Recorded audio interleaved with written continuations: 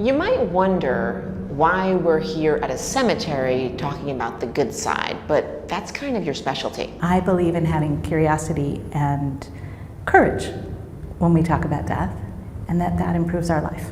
Today's Good Side brings us inside a nearly 200-year-old vault once used to store the dead bodies of U.S. presidents. I am Laura Lister-Mensch. I am the death doula in residence here at Historic Congressional Cemetery.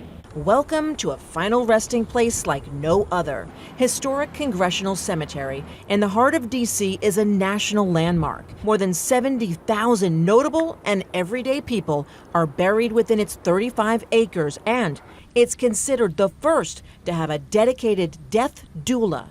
The greatest thing that I can do here at the cemetery is promote death positivity. And I walk around with people in the cemetery and we just talk openly about death. Unafraid, curious, sometimes awkward.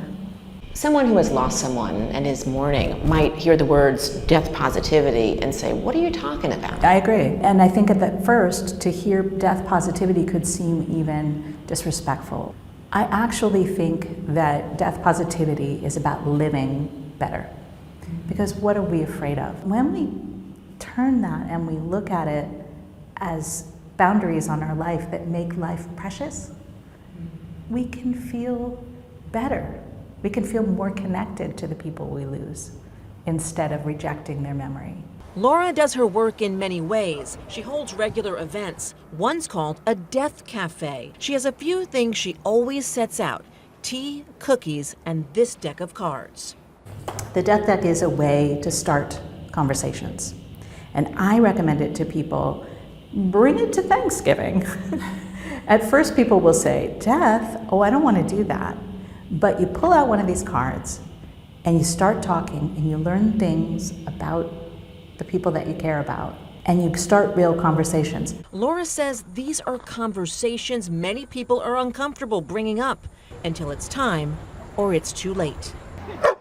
The International End-of-Life Doula Association says they've trained more than 8,600 doulas in the 10 years they've been in existence. They guide difficult discussions, provide emotional and spiritual support, give caregivers respite, and help plan advanced care directives and final ceremonies. Back here at the Historic Congressional Cemetery, I have a question of my own. What advice do you give people for living?